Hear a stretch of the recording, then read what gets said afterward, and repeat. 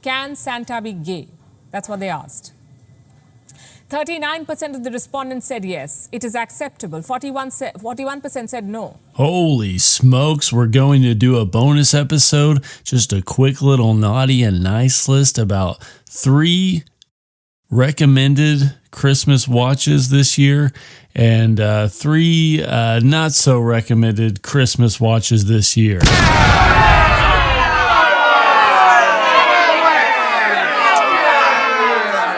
I just wanted to put these out there in case you're wondering which movies you should watch for Christmas and which ones you should watch out for.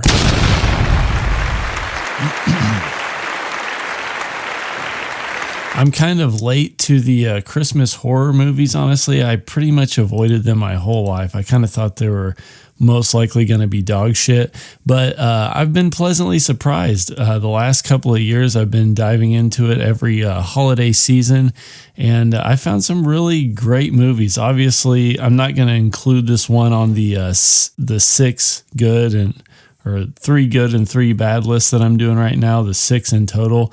But obviously you have Black Christmas, which I watched a couple years ago for the first time. That's a fantastic movie. I'm not going to put it on here. I think it kind of goes without saying that that's a must watch.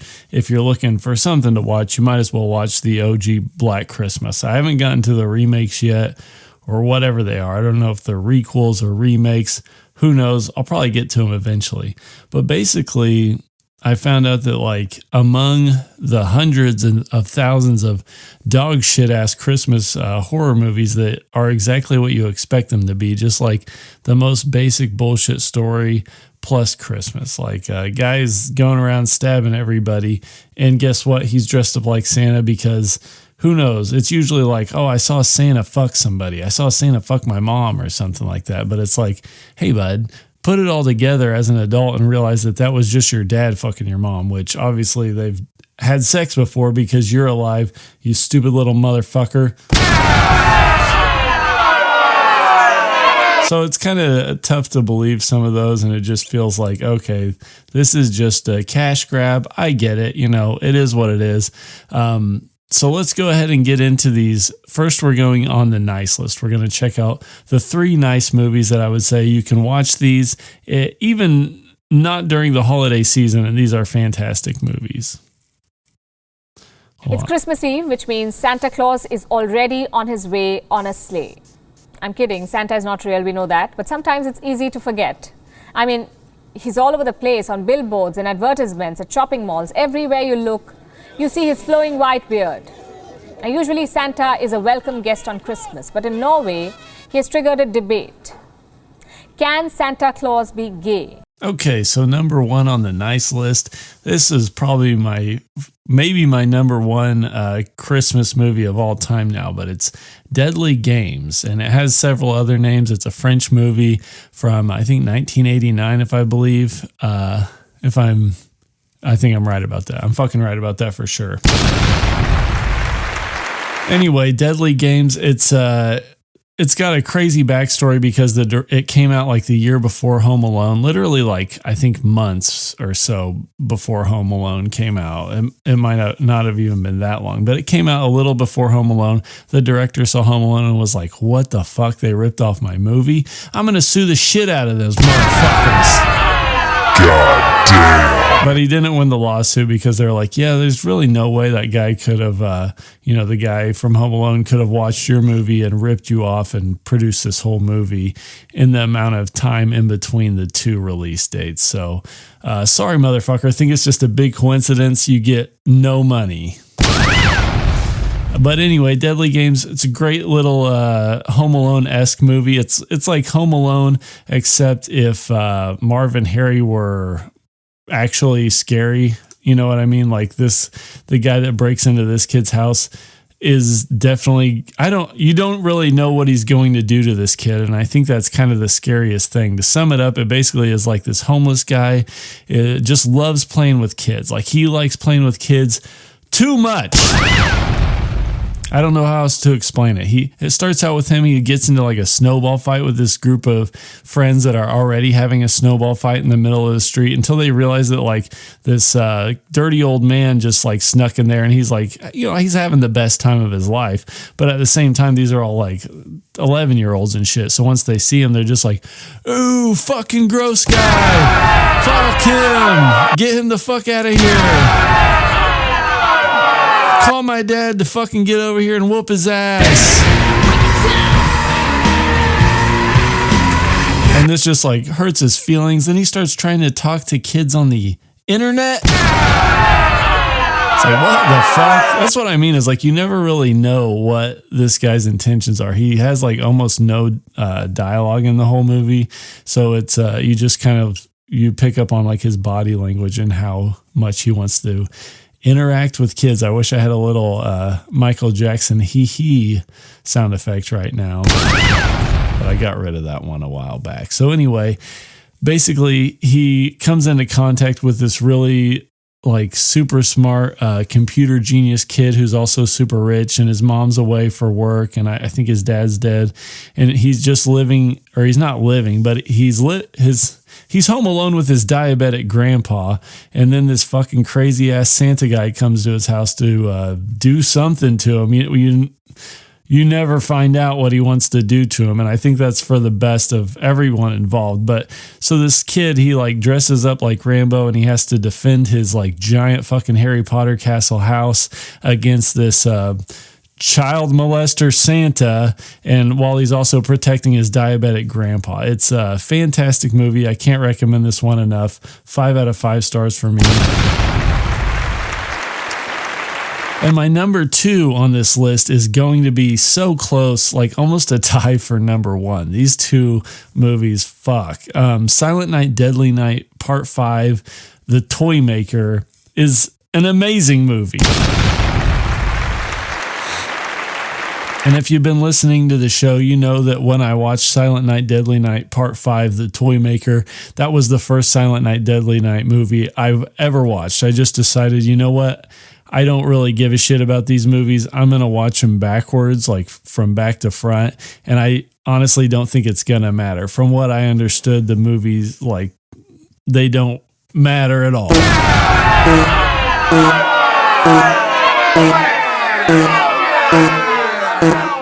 And I was completely right, but I was proven that the 5th movie is the greatest of all, and I haven't even seen them all yet. I'm getting ready to watch the 3rd one pretty soon, so we'll see if that one's good. I watched the 4th one last year. It was all right, but the big problem with it was it didn't feel like a fucking Christmas movie at all. It's like you're watching Silent Night, Deadly Night, Part 4, because you want to watch a Christmas movie, not some bullshit goddamn bug movie with fucking Clint Howard in it. Okay?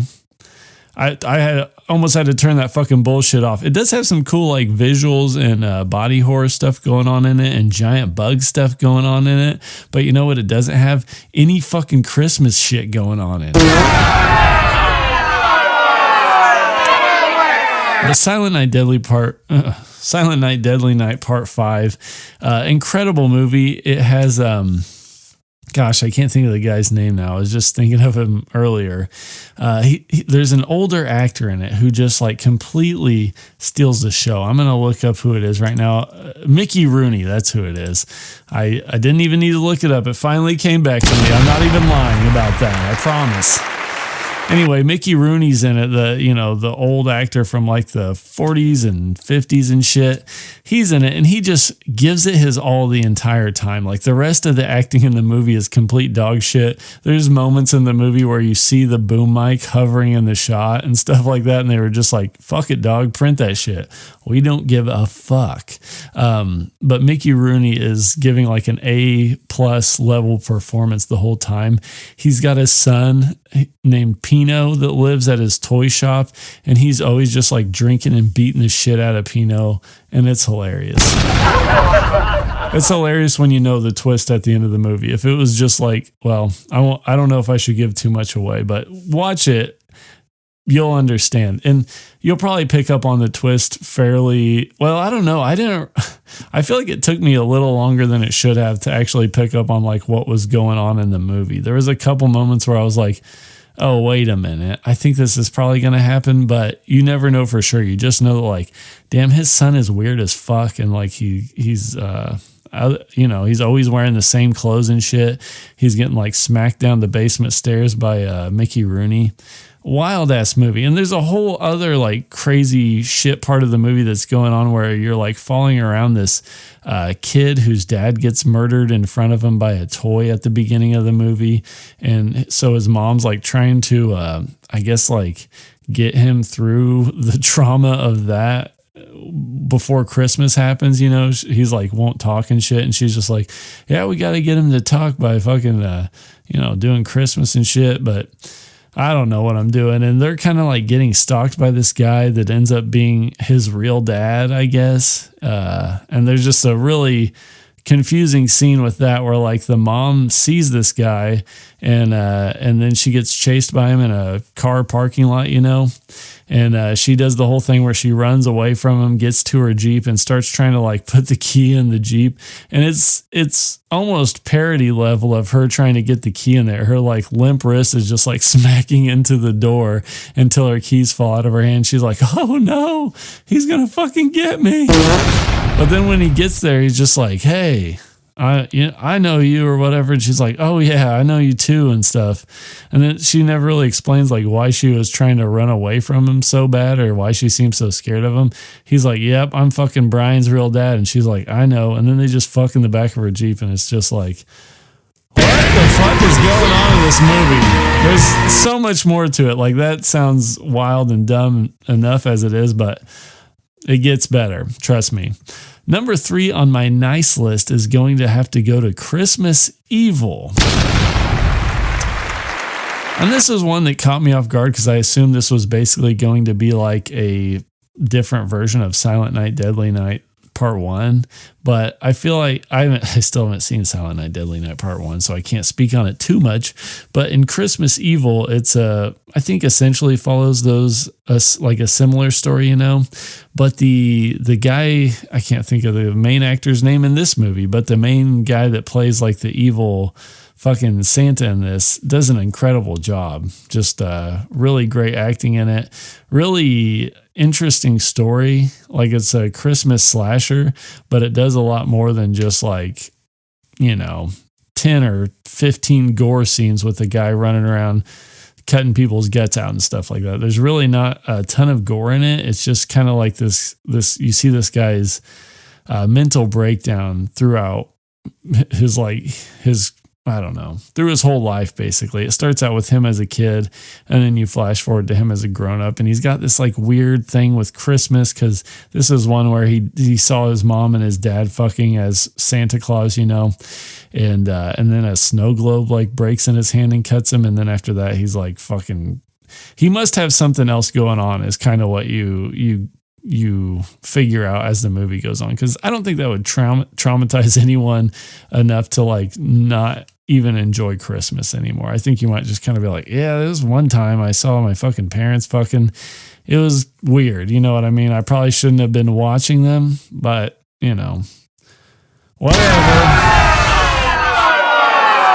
Anyway, basically he goes fucking nuts and he glues a beard onto himself and walks around the streets as like Santa, and you're kind of thinking like, oh, he just likes being Santa a lot, he's like really embracing the role as Santa, and he goes like full meta as far as his Santa role on Christmas Eve goes. But for some reason he brings like weapons with him, and he ends up stabbing some people and shit like that, and like he does kill some people. It's pretty dark, honestly, but the ending is top notch.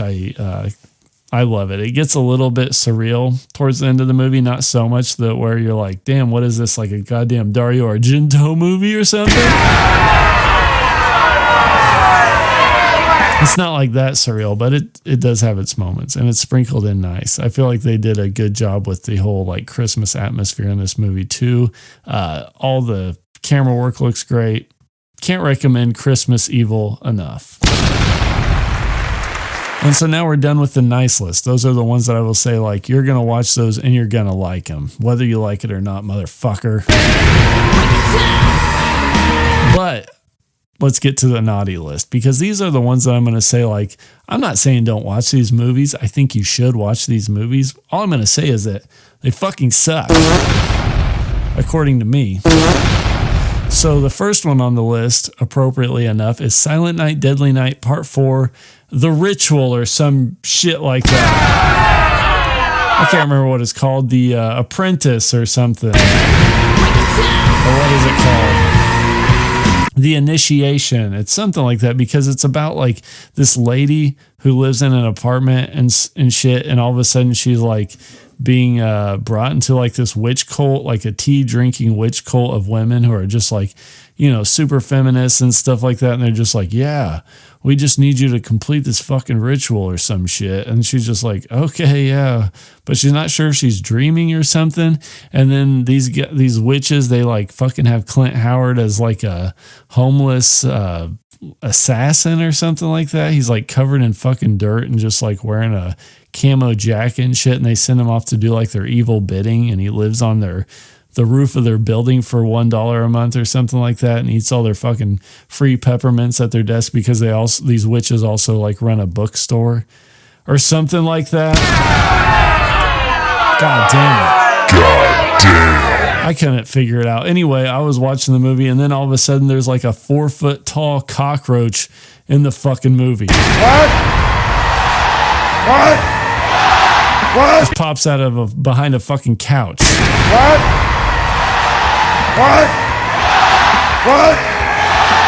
Anyway, I couldn't figure out what the hell was going on. And after seeing Silent Night, Deadly Night Part 5, I had a feeling this one could not live up to the hype of that one. And it doesn't. Like I said when I was talking about that movie, this one has no Christmas shit in it at all, basically. Maybe the one good thing it does have in it is Reggie Bannister from the Phantasm franchise. He's in it for like maybe 5 minutes total or something like that. He's like this lady's boss, basically, in the movie. So pretty minor character, but it's cool to see Big Reg Dog in another movie. So yeah, basically, fuck this movie. Fuck Silent Night, Deadly Night Part 4. I'm about to watch the third one. Probably fuck that one too. All right, number 2 on the naughty list is going to be the movie Better Watch Out. Better Watch Out is, I think it's from like the 2010s or some shit like that, 2010, 2012, something around that area. I can't fucking remember, and I'm not going to look it up, and I never fucking will. This movie, I would say, like, it's not the worst movie out there or anything like that, but it basically just does the Home Alone thing again, but it's doing the Home Alone thing after Deadly Games and after Home Alone, and it's just making like the Kevin McAllister character as like giving him no redeeming qualities at all. He's basically like doing that whole shtick, but instead of like, Kevin's kind of a little dickhead. He'd probably push his grandpa down the steps to trip up the burglars or whatever, and say some like one-liner to him like, "Hey, X-Lax, suck my dick." And everybody would be cracking up laughing for some reason, even though like his grandpa's bleeding out of his fucking head and the robbers are still coming after him like it didn't even hurt him. It just slowed him down for a second. And then he like shoots their dicks off with a BB gun, which is like, why not start out there and get these motherfuckers off your property instead of like, sacrificing your grandpa and grandma's like health bars for just to fucking slow them down the stairs and confuse them or whatever. Anyway, so this movie basically does that, except the kid's like a fucking sociopath or whatever. And he's just like, he's like a sex freak too. He's like 11 years old or something. And he's like, oh yeah, I can't wait to pre-jack in my pants later and stuff like that. Like him and his buddy are like, yeah, when my babysitter comes over who's like 16, I'm totally going to rizz her up and pre-jack on her or something like that. And so basically the whole movie is him just like, he's come up with this elaborate plan to try to get his babysitter to have sex with him, but it involves like raping her or something. I don't know. It's like, lock this little motherfucker up. Yeah, basically that's the whole movie. Like, people get shot. He like kills people. There's like a really famous scene where they're talking about Home Alone, and they're just like going on about like, yeah, do you think the paint cans would actually kill him in Home Alone when he hits him with the paint cans and shit? And they're kind of arguing back and forth about it, him and his little dickhead friend. And then the babysitter's boyfriend comes over. So he's like, oh no, I can't have this happen because I'm trying to do a rape on her. What? So they like knock him out and tie him up and do the paint can thing to his head. And it's just, you know, explodes his head basically. Fucking sucks. God damn. I don't know. It's kind of a bullshit movie if you ask me. It was okay. It was worth a one watch type of thing, but I'm not a fan of it. I can't recommend it really. But, you know, if you want to watch it, watch the goddamn thing. God damn. Number 3 on the list. And this one might be the most like on the fence. This one was like the trickiest one for me to come up with because it's pretty much split down the middle. I almost put it as just an honorable mention, but I went ahead and put Rare Exports as number 3 on the naughty list. Oh, yeah. A little too naughty. And this one is mostly good. You know, I think it's a Norwegian film, if I remember right. Pretty good overall. Like, I think the camera work looks really great. I think the story's pretty interesting, although something about it kind of drags. Like, it almost it's hard to say. Something about it does kind of drag, though, for me. Or at least, like, when I watched it the first time, I was like, okay, I think I kind of get what's going on here. You know, there's a lot of naked old men that like to eat people or some shit like that, or kidnap boys and stuff. And they bring them to this warehouse, and they're almost like the main kid's family ends up catching one of the homeless guys in like a wolf trap, and they like tie him up and shit because they think he's dead, but he bites one of their fingers off or something, and then they like start trying to interrogate him, but it doesn't work because he like can't say shit for some reason. Anyway, it's kind of an interesting story for sure. I feel like that's really what it has going for it.